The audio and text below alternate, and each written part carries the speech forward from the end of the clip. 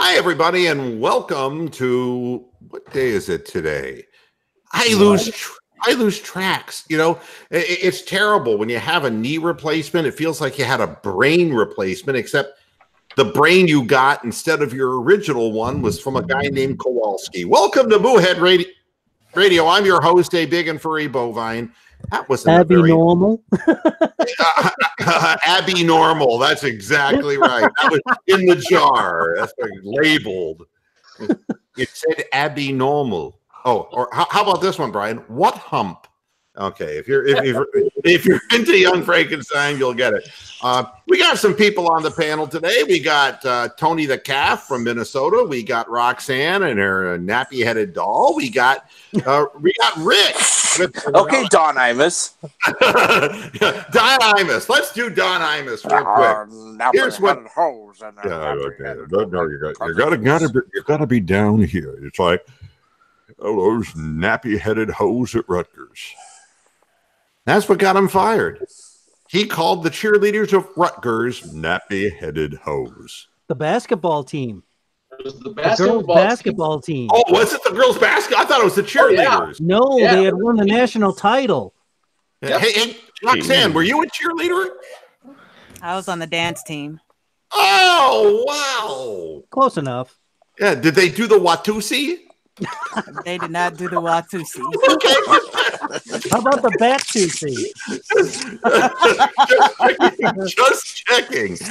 We got Philip. Didn't take long at all, did it? Hey, Philip, how you doing today? Hello. Good. And we got a slightly dampened and dispirited Derek. But Derek, hey, all's good on Moohead Radio, right? Somewhat, yeah. We'll see how this show goes. Oh, yeah. Hey, believe me. I know what you're expecting, Derek. And don't be concerned, because I really am much nicer than my reputation would suggest. Whole wheat radio.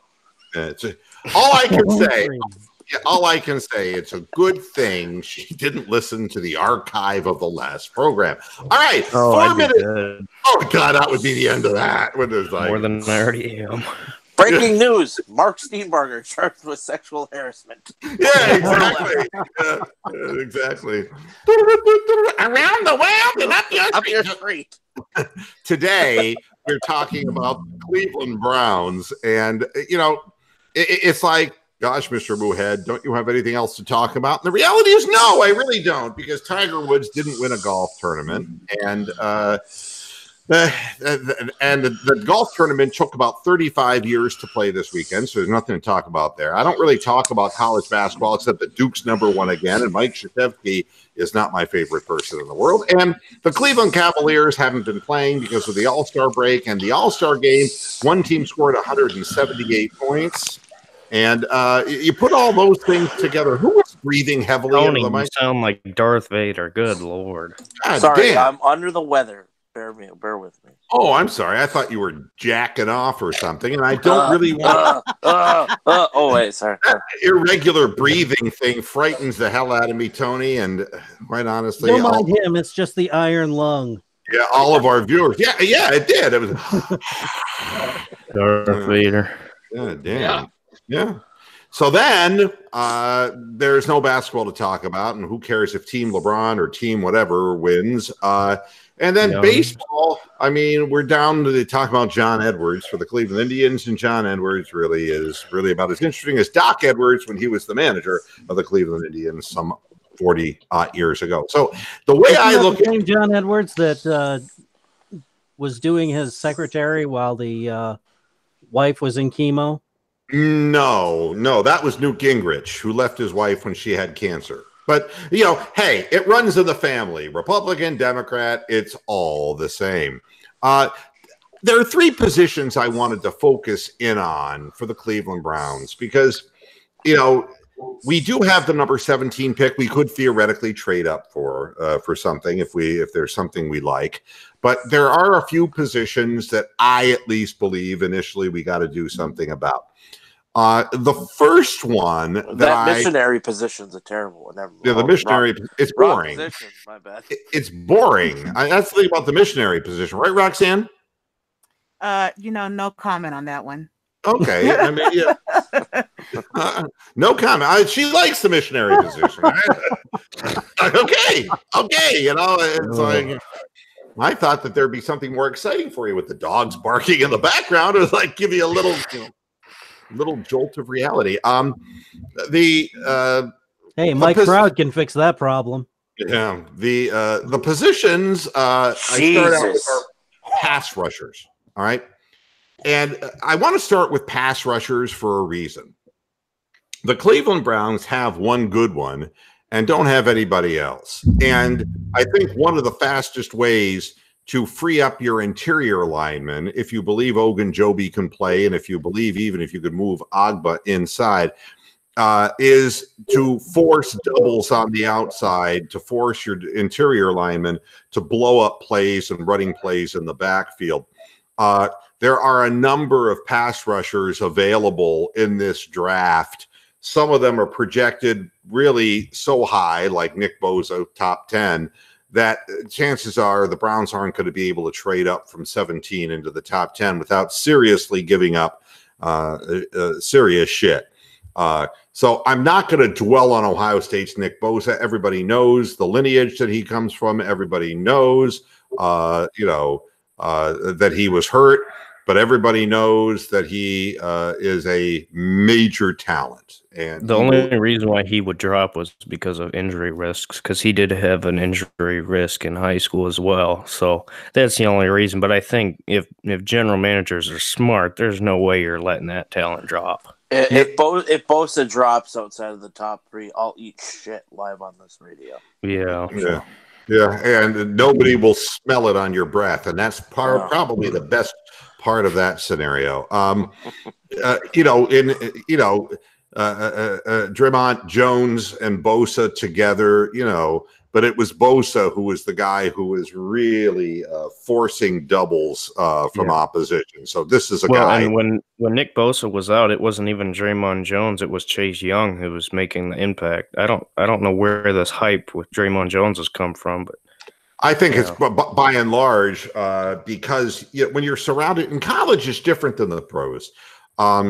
Where I find we're going to be talking about wide receivers later. What I've discovered in my research is that it's harder to detect the big time receiver in college because programs now are deep 2-3 wide receivers.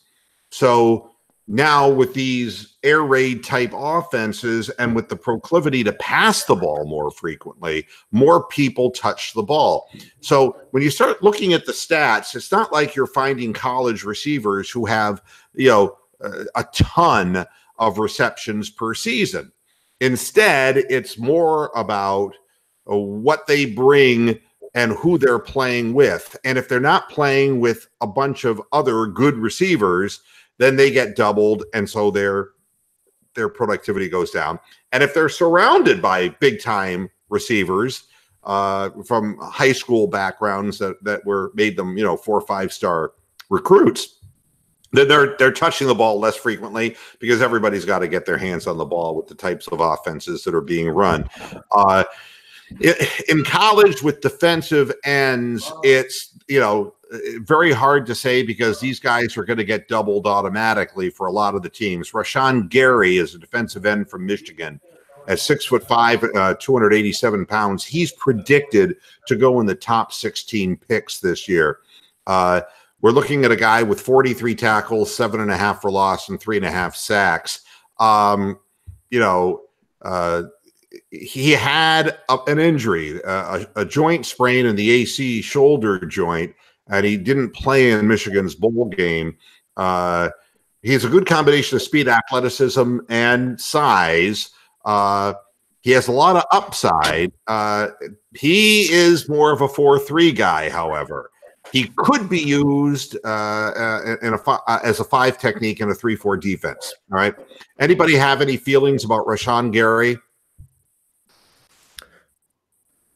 I haven't seen him jump off the screen as much as I would have liked to. I mean, obviously, the only game that you're talking about, Rashad Gary is the Michigan defensive player, correct? Yeah, that's correct. when we played Michigan, I never seen him jump off the screen along with guys like Chase Winovich.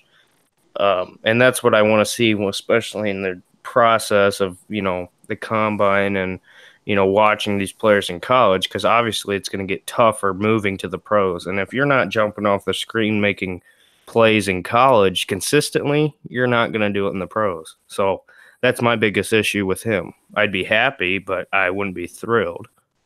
Yeah, now, Amsterdam saying that Gary is predicted to go in the top 4. Jake Miller, my steady Eddie in the chat room, is saying he hopes that the Browns go defense, and specifically defensive line first. This is why I'm talking first defensive end and defensive tackle today before moving on to wide receiver position, because I think everybody would acknowledge that the Cleveland Browns are going to get some help from the Wilkes' system, and different players will flash, but we're still short a pass rusher, and we're still short the ability to be a destructive run defense team with the players that we had. Part of this issue was with Williams' defensive strategy, which was to strip first and tackle second and to blitz.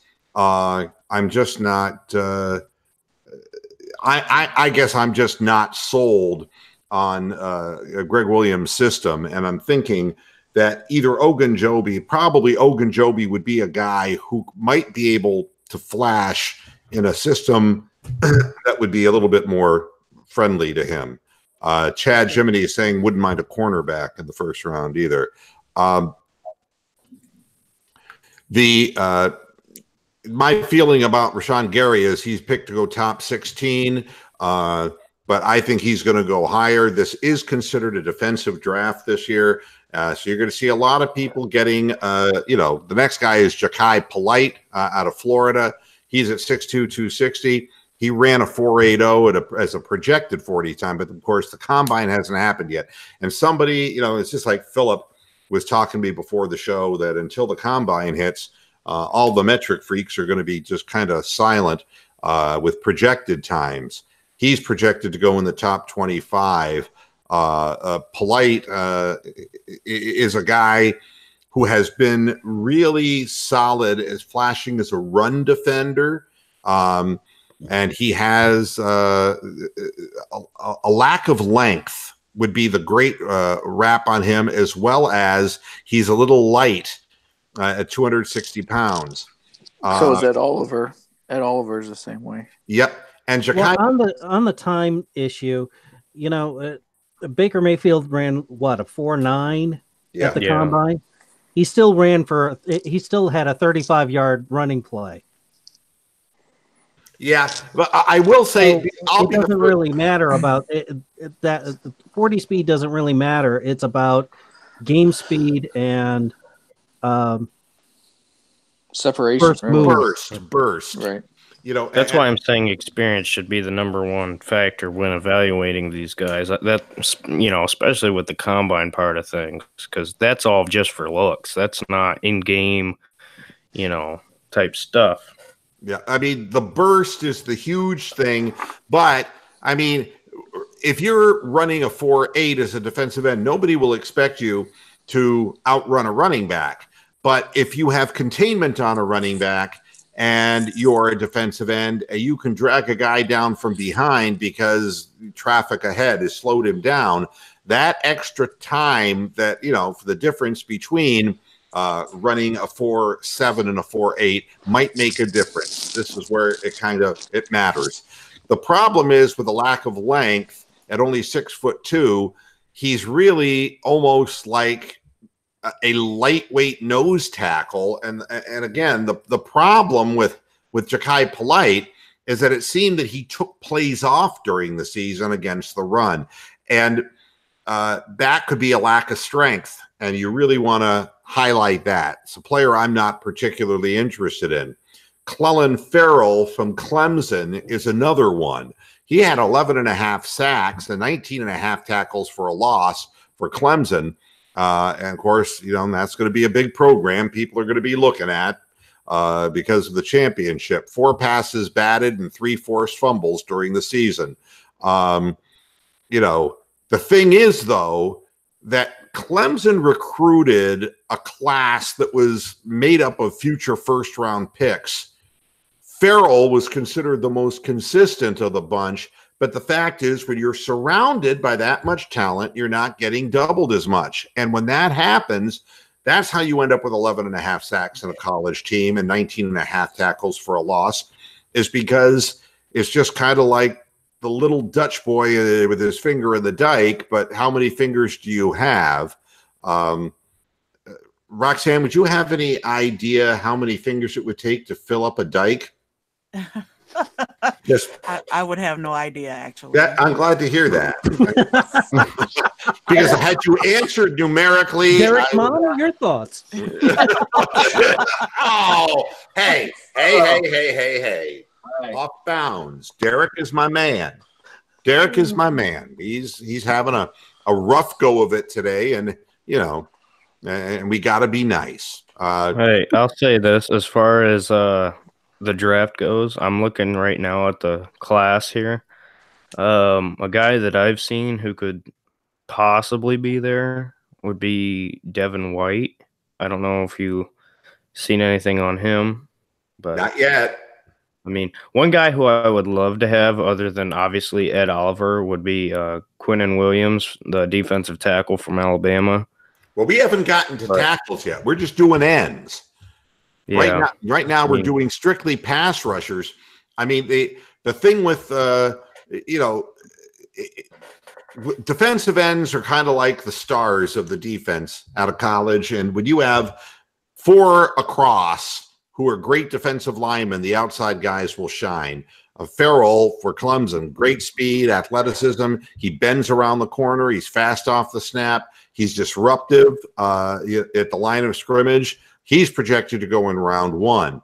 But there's going to be a couple quarterbacks who go up there too, because Denver's picking, the Jags are picking, Giants. Yeah, so I wouldn't be surprised, even though like Denver got Flacco. I wouldn't be surprised if they went out and drafted a quarterback. And same with the Jaguars. If they go out and get Nick Foles, don't be surprised if they go quarterback. So I mean, some of these spots could slip. But oh, wait a minute, hold on. Now Montez Sweat out of Mississippi State. This one. Yes, who I was just going to bring up. I'm sorry. I was just going to bring up Sweat. Only thing about him, he a little undersized. That's the only problem that Montez has. He a little undersized. Yeah, and I agree with that. At 241 pounds and 6'6", he's kind of built like Carl Nassib was coming out of Penn State. And I'm not sure that that's what we need. Nice having you aboard, Rare Breed. I would have shouted you out, but I was looking at different pages here, trying to get all my information squared away. Montez Sweat is a guy who, again, a lot of sacks, man, 11.5 sacks, 14 for a loss, 1 forced fumble. But the question is, with him, what is his position? He runs a 4.6 40-yard dash. He's 6'6". He's got a 35.5-inch arms, 10.13-inch hands, and a wingspan of 85.75 inches on this guy. He was a huge edge defender in 2017 with 10.5 sacks. He's a dangerous pass rusher. He has good play recognition to get in the right position. For a tall guy, he has a nice ability to redirect his body. The question about this guy is, what is his position? Is he too big and slow to be a linebacker? Is he too small to be a defensive end? And we went through this already with Mingo, with Barkevius Mingo, and all the great metrics in the world do not a defensive end make. So anybody have any feelings about Montez Sweat from Mississippi State? If you had the speed, maybe we could try and get him, maybe try and incorporate him as a linebacker, because, he sounds a lot more impressive than what Jamie Collins has been the last year or so. Yeah, I mean, I'm always nervous about putting a guy into a position. You know, he was playing a combination DEO outside linebacker over at Mississippi State, and he did have a really great game against Alabama. So he did rise to the occasion against a good football team. So, but again, and I think if anybody would fall, I think it might be him because of, you know, I don't know, maybe because Mississippi State compared to like, you know, the Clemsons and, you know, obviously, you know, Ohio State with Bosa and all them. I think because he's from Mississippi State, that might have an effect, you know. Yeah. And the hybrid nature of the fact that he was playing a hybrid position in college is always a little bit nerve-wracking. There's Zach Allen, the defensive end from Boston College. He's 6'4", 284 with a 4.85 projected 40 times. He could go in the first or second round. A lot of people feel that he's going to go higher than the second round, however. He's kind of a strong guy. He's more of a bull rush kind of guy. But I don't know at 284 who he's going to bull in the NFL. You know, Harold Landry was the guy for BC who got the hype, but Allen has turned out to be the better guy as far as a professional prospect. And a lot of people feel that Allen, if he had declared for last year's draft, that he would have been a better selection than Landry was. You know. The thing about Allen, he's rugged. He stands his ground. He's a guy who it's hard to hold him off. He anchors extremely well, but he's lacking in the diversity of sack moves. And I've read multiple things about this player that he might be a bit stiff and a little bit under athletic to be projected as a first round pick. Brian Burns from Florida State is projected to go in rounds 2 to 3. He needs to get stronger at 6'5", 230 pounds. He's another hybrid guy. He had 15 and a half tackles, 10 sacks, 3 fumbles caused. But, he is not going to be a guy who is going to go high in the draft. And, boy, to be very honest with you, 230 pounds as it sits right now, we found out with Mingo he couldn't gain weight. I mean, that is almost like a safety in today's NFL. So, as a defensive end, think so. Jalen Ferguson out of Louisiana Tech, not a big school. He's projected second, third round. He had 26 tackles for a loss, 17 and a half sacks. Consider, though, the competition that he was playing against. He had a great week of practice at the Senior Bowl, but he was disinvited from the scouting combine over a fight from his freshman year at Louisiana Tech that resulted in charges for simple battery. And I'm sure that Roxanne could tell us about simple batteries. Simple batteries. Supposed to be complicated batteries. She's into Duracells. I don't know what the deal is. Energizer. Yeah, I think they just last longer. That's what I think it's all about. They just keep going and going. Exactly. She's the only black woman who, when she's pleasuring herself, is listening to the Beach Boys' Good Vibrations. She's the only one that I know of. All right. Enough of that nonsense. Carl Granderson, defensive end. You see how I've shifted my attack from Derek to Roxanne? I got to have somebody to pick on.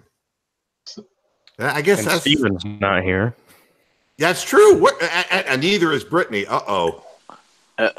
And you only picked on me for 16 years, so I'm getting a break. No, I mean, you have seniority. You have seniority. Your quota, Tony. Nothing's better than seniority on Moohead Radio. You're being actually spared. Where is Steven and Brittany? Hubba. Wonder if there's a connection with that. I don't know. The thought of him on top of her working hard is really disgusting. I'm going to get back to the draft. Just throw up in my mouth. I think I know. We all threw up in our mouth just a little bit. There goes yesterday's breakfast. Yeah. all I can think of is Brittany saying, "Give it to me, Big Buana," and I just don't want to. I don't want to go there. Carl Granderson, for the defensive end for Wyoming, at 261 pounds and 6'5". Wyoming. What is Wyoming? Wyoming is where Josh Allen came from, right? Yes, sir. Yeah. So I mean, the players have made it from Wyoming. 40 Josh tackles. Allen sucks. Only three sacks, and runs a 4.75, second or third round projected. But yeah, the Browns aren't going to waste time with that. And Chase Winovich out of Michigan is another hybrid guy at 258 pounds, but at only 6'2", you ain't going to play defensive end. And at 4'7", you're not going to play a linebacker. As far as now we're down to like guys from Old Dominion, so we'll move on. I really thank you. I was going to say, I wondered how far you were going to go there. There's only so far you can go before it's like the end of that. So with pass rushers, I think that this is where people earn their money. If I were to say, who would the Browns possibly be looking at? Clelin Ferrell from Clemson might still be on the board at 17 if they don't move. But boy, taking that player with a first-round pick, meh. I don't know. Cleveland fans might not be real happy about that. Next, I won't be surprised if we trade up, honestly. I really wouldn't, because if you look at this talent that's on the board, I don't think we're going to have to go up dramatically. So I think that's a move that Dorsey might be considering, just because of the depth here. So if one of these star players slips, he can move up a couple of spots and snag him. All right, Derek, you were talking about Quinnen Williams. Tell us about this. Sophomore defensive tackle from Alabama, 6'4", 289 pounds. From what I've seen from him, he's just a very dominant player. Makes a lot of plays. So, I mean, it wouldn't hurt to have a guy that dominant up, on our defensive line to help with Myles Garrett. So, I mean, but he's an interior lineman though, and I just can't see taking an interior lineman with a top 10 or a first round pick. I just can't see that. He is that level of talent though, to where if he does slip, it'd be hard to let him go. Yeah, but they say he's a freak athletically. He had 8 sacks and 19 and a half tackles, even as an interior lineman. He's got speed and a lot of burst in this guy. And he consistently beat double teams from the guards and centers for sacks. Plus, he's a beast. Stuff the runs at the point of attack. And that's why he's going to go top 10. But he played a magnificent game against LSU, and he would be, it would be a great luxury to be able to choose somebody like this with your first round pick. But I don't know, a defensive tackle, man. I don't know. Now, Ed Oliver is going to be the next guy who gets talked about. Anybody want to talk about Ed Oliver, Philip? I was going to talk more about Christian Wilkins, but I got Ed Oliver not stats, but Oliver 6'3", 292. Same thing, defensive tackle. I think Quinnen Williams is more of a dominant player, whereas Ed Oliver is more of a kind of slip through the hole kind of guy. I mean, correct me if I'm wrong, but from what I've seen from Ed Oliver, he's a guy who's going to be able to like slip through and get around and make a play. I watched him come around. He missed a tackle, got up, ran back around, and somehow made the tackle. I mean, he's to me, I think he's a quick guy. But it's really interesting. This player, his weight has been reported as a wide range from 275 up to 290 plus pounds. and everybody from his college team, from people at Houston, said that he was way too heavy at 290. All right, which and that he's also shorter than the 6'3", and that will be exposed at the combine. And that has something to do with things. Also, he had trouble with his body mass and double teams in college. Some people have him at the bottom of the first round and expect him to go in the middle of round one. Yes, this is this is a guy who's dropping on the chart, and I'm afraid that come combine time, he's going to drop further. Tell us about Christian Wilkins, Philip. Well, he's being compared to Fletcher Cox for size, 6'4", 310. Has absolute as much tape as you want to see on him. He's got 3-4 solid years of football. He's a team captain, very high character. Just sounds like a great compliment to, Miles and Agba.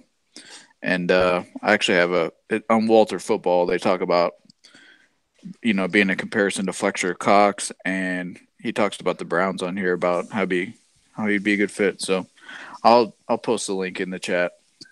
Yeah, I mean, the thing is, not that this is a wrap. I mean, he's going to be an interior lineman in the NFL. He doesn't have the speed to play outside. He played a lot of end, but he just doesn't have the edge rusher capabilities. So he's going to have to rush from the inside as a pro. The thing with him, his mass at 312 pounds makes him a solid run defender, and something that the Browns would be interested in because he has a very strong, thick lower body. And I think that this is a player projected in rounds 1 and 2. Christian Wilkins could be a target for the Browns as a defensive tackle. Definitely if he were to drop to the second round, but even at 17 would not be inconceivable. We're going to go back to Derek. Draymond Jones doesn't do it for you, huh? Me personally with Draymond Jones, I watched every Ohio State game this year. Did he make plays? Yes, obviously. That's why he's been rated so high. But for me, what I like to see is I like to see guys who are just going to be consistent. And for me, I didn't see it from Draymond Jones. I know there's a lot of other Buckeye fans who really love him. But for me, I seen more from Chase Young than I seen from Draymond Jones. And Chase Young's an outside guy. So, I mean, I wouldn't be upset if he slipped and we got him. But if you're comparing to these other guys I'm seeing on the board, he's certainly not one that I would kill to have, in my opinion. Jake Miller's in the chat room. He says, dumb question alert. Any recommendation on what affordable microphone to purchase so I can join the panel in the near future? What is your budget, Jake? That would be the first. And Roxanne Behringer does make at least a reasonable one. So does Blue. Blue makes a one called a Snowflake. Brian's got to laugh. Snowball, sorry. And the one I have is $30. So if you like what I sound like, which I know I sound retarded, but the one I'm on is $30, Fine on Amazon. Oh, so you have a Snowball? No, I have it's Fine. It's okay. I don't know, K6 whatever. Yeah. So I mean, $45 Jake's got to spend. I think the Blue would fall into your range. You're going to go with a USB microphone. I think look on Amazon. Yeah, that would be another thing. The Behringer is also always a low price product and not bad. I have in my past used Behringer mixers. I wouldn't say that it's great stuff. It doesn't. But what are we talking about here? We're talking about a shitty little podcast, so you could probably just get away with getting a simple pair of earbuds. Yeah. Philip was on the Apple headphones with that mic. I have the Blue Yeti, which is the bigger Blue microphone. Yeah, that's a good one. But you see, it's expensive. It's expensive by standard, and I'm also singing karaoke with it. So I mean, and even at that, I prefer a plug-in mic. I am not a huge USB fan, but ergonomically, it does make sense to use USB equipment for the Blue Yeti is USB, correct? Yeah, yes, it is a USB mic. And this it's a workhorse. It does pretty well. I don't think that I sound bad on it, but I'm partial. I'm old school to just your basic analog connections because I'm an old guy. But Jake, take a look at the Blue Snowball, and I'm not sure really what. Let me look it up for you real quick here because we want people on the panel, and the Snowball range is probably from like 40 to like, I want to say like 70. I mean, I've seen them all different prices because I considered that too, but I went with the lower priced one. Yeah, I'm seeing it at $49. That one, you know, it's. You know, I'm not going to tell you that it's the greatest sounding thing, but I think it sounds damn good for a $49 microphone. Don't do what I did. Go to Walmart on Black Friday and get the first thing you see. I learned that the hard way. Yeah, it's you know, and again, you know, I was right about this. I should have listened to my instincts too. The Blue Snowflake is the small microphone, and that is it's tiny. And it sits right up on top of your laptop where maybe a camera could go, a mic would go right beside it. You know, I would say that I've heard the Snowflake and the Snowball. I think the Snowball, I believe, sounds better. Yeah, the Snowball's better. I think so. Yeah.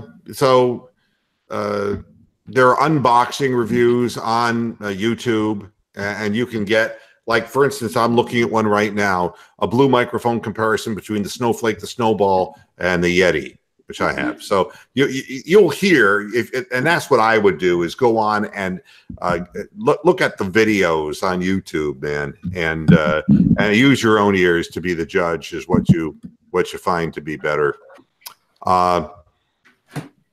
I don't really care about Draymond Jones, to tell you the truth, because we knew who he was surrounded by. The next guy is Jeffrey Simmons, the defensive tackle from Mississippi State. You know anything about this guy, Rick? Not much on him, not at all. Who do you like? Well, that Clellan sounds, you know, we can just work out the weight or whatever. Sounds like, you know, probably one to look at. All the mock drafts that I've seen, they've got Cleveland picking a defensive back first. So yep. I'm sort of holding off until we get to that department because they've been pointing to this one defensive back from Washington, Byron Murphy. I keep seeing that over again. Yep, right now, and I like him too. I purposely have avoided the cornerback position because that is what I'm seeing too, and I wanted to save it for a later date. I'm just, you know, and it's going to be a defensive draft one way or the other. I was just going to, you know, there's the wow factor defensive ends. There's the grunts who are the interior linemen. There's the wow factor wide receivers, although there aren't as many of those this year. And then there's the hard-hitting, you know, island covering cornerbacks to make bookends with Denzel Ward. So a lot of people believe the Browns are going to go that way. Simmons is 301 pounds, runs a 6'4", runs a 4.95. He has a good amount of upside. As a freshman, he had 40 tackles, 2 forced fumbles. Then he moved it up to 60 tackles with 12 for a loss with 5 sacks playing for Mississippi State. You know, however, he comes with a bad off-the-field issue, including a video of him striking a woman with multiple punches in a street fight, similar to Joe Mixon. Yeah, we can't have that. Well, along with Kareem Hunt and then Josh Gordon, yeah, that's going to be a bad look. No, not really. We could become the He-Man Women's Haters Club, and that would be the name of our defensive line. I don't know, but whenever I see these types of situations, I know that Dorsey has on more than one occasion between Tyreek Hill and, of course, Callaway, that he has and now with Kareem Hunt takes chances on guys if they slide. If this thing, he's projected to go in rounds 1 and 2, Simmons, but I could easily see him dropping to the 3rd or 4th round, just like Callaway dropped to the 5th round. You just don't do shit like that. If he's around in the 4th or 5th round, I could see Cleveland maybe, depending upon what their investigation pulls out, what they, with the need there, they might do something with that. You got Dexter Lawrence. What's his position again? Defensive tackle. Please. Okay. All right. Dexter Lawrence from Clemson. So many of the Clemson guys, I told you that they're loaded with defensive linemen. This guy's 6'4" and 350. Weight is going to be a problem in a player like this. I love Dexter, though. I watched a lot of him, and I'm sorry to interrupt, but I just want to say because I obviously watch a lot of college football, and I know I've said this multiple times now, but for me, you got to be able to shine in college football. You can't just have the looks. You got to be able to shine, and that was my issue like last year with Josh Allen as quarterback. It's like, you're playing in a conference where it's not the highest of talent, and you're not shining. I'm not seeing it. So that's what I'm saying. When you see these guys like Dexter Lawrence, to me, I always see them shine, and that's why I like those kind of guys. He's also 350 pounds. Yeah, but he's dominant. Mel Kiper has him as the Browns' first pick on his new mock draft. He's picking Cleveland to take Dexter Lawrence. So he's a beast. I mean, and again, he had this massive freshman year to help Clemson win the championship. They all raved about him in the 2017 season because he was impossible to ignore after his freshman year. This is the question mark about this guy. He runs a 5 flat, but at that weight, the question is whether he could be, a little bit more trim, or if it's muscle. He did have he had an issue at the end of the season with it was going into the playoffs. He had where I believe he was drug tested or whatever, and he was, they found it in his system or whatever. So that could potentially be a reason why he would slip too. So, all right. And probably the last guy I even want to touch in this group, because when we start dropping down into the 2nd and 3rd rounds, a guy like Jerry Tillery from Notre Dame, and I just don't see the cachet coming from Notre Dame anymore these days, because they just proved themselves exactly what they were, which was an overrated, overhyped team during the course of the season, and really laid down in the college playoffs. He had some good games. He totaled 30 tackles with 8 sacks. But over the past few years, he's played well. He's been active at the point of attack. This to me is what? Ooh. Somebody's phone vibrated. Oh wow! Maybe that was Roxanne with the Duracells. Damn, what's up with that? Roxanne isn't responding, so it might have been. No. Oh, okay. That would be someone else's energizers going that time. Maybe they just turned on audio from over at Stephen and Brittany's place. Yeah. Oh God, Christ Almighty! I know it's almost bestial. It's so disgusting to think about. Next, is the wide receiver position, which is really kind of the last thing I want to talk about today because I got to cut out of the show fairly quickly today. The wide receivers, it's an interesting and varied bunch. Anybody got, and I know Brian's high on Hakeem Butler. Anybody else on the panel really high on somebody here? I got somebody I like. I mean, I'm not super high on him, but a guy I like that I've seen a lot this year is Riley Ridley, wide receiver from Georgia. I can see him possibly slipping to our pick in the second round, or depending what happens. I like him a lot. I've seen him shine some. So, I will warn a lot of Browns fans are going to say Marquise Brown. I haven't seen him nearly as high. I think he's very overhyped because of the relation to Antonio Brown. So, I mean, I wouldn't go high with him. Marquise Brown is going to miss the combine too because of the dreaded Lisfranc injury. And when anybody, I said, CeeDee Lamb. I thought CeeDee Lamb played better than Marquise Brown at Oklahoma, and so I mean, the Lisfranc injury is a tricky, sticky thing, and he's going to miss his combine and his pro day after having surgery on that foot. So right off the bat, that's kind of a black mark on him.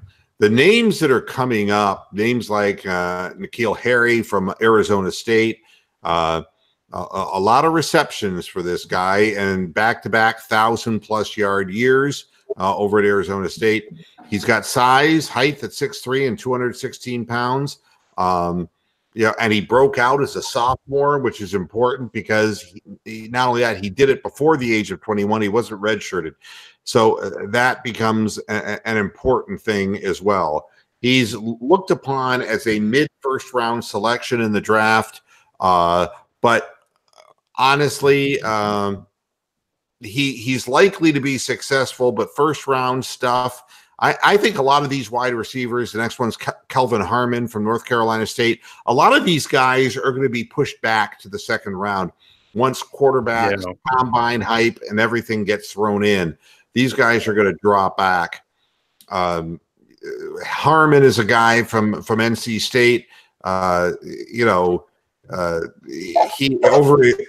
He was huge in high school, and he's had back-to-back 1,000+ yard reception seasons. The problem is that he doesn't, according to metrics, he doesn't have a high field stretching threshold, and that doesn't bode well for a team that's looking for a wide receiver as part of a four verts, air raid offense. Basically, it shows that the thing that's most in his favor is his age. He's at 21 years of age. He will still play the majority of his first professional season under the age of 22. He still is projecting as a first-round NFL draft pick. However, his strength is good, but his yards after catch are his weakness. So I don't think this is the guy the Browns will be looking at. A.J. Brown from Ole Miss at 6'1", 225 pounds. This guy was drafted in 2016 by the Padres in Major League Baseball. He's a great athlete. He's a near lock to go in the first two rounds. He's being, according to the Draft Network, being ranked as the 6th to 9th most prolific wide receiver for the draft. He's a great route runner, but his burst is his greatest weakness. And that doesn't bode well for somebody getting off the line of scrimmage at the pro level. So, there's J.J. Arcega-Whiteside from Stanford. This is a guy who had an 1,000-yard season last year, but this is a guy who may be dropping. There's just a wide divergence of opinions about Arcega-Whiteside. Some people have him as high as number 2, others outside the top 10. So his burst and his body control are his best traits. he's a guy who might be considered a reach if he went higher. Let's just put it that way out of Stanford. DK Metcalf is a wide receiver out of Ole Miss. Again, here's a guy who didn't have that many receptions. It's really hard to figure out and evaluate a person like this. He's more of a project. He's had an injury. His 18.3 yards per reception indicates that he could be a field stretcher, but a serious neck injury knocked him down. This is a classic case of a guy who's going to drop as people who are more steady and 3-4 year players are going to move up at his expense. That's why they're guessing in the first 2 rounds he'll be gone, but I think he could drop lower than that. Riley Ridley, who you were talking about, Derek, this is a guy at 6'2", 200 pounds.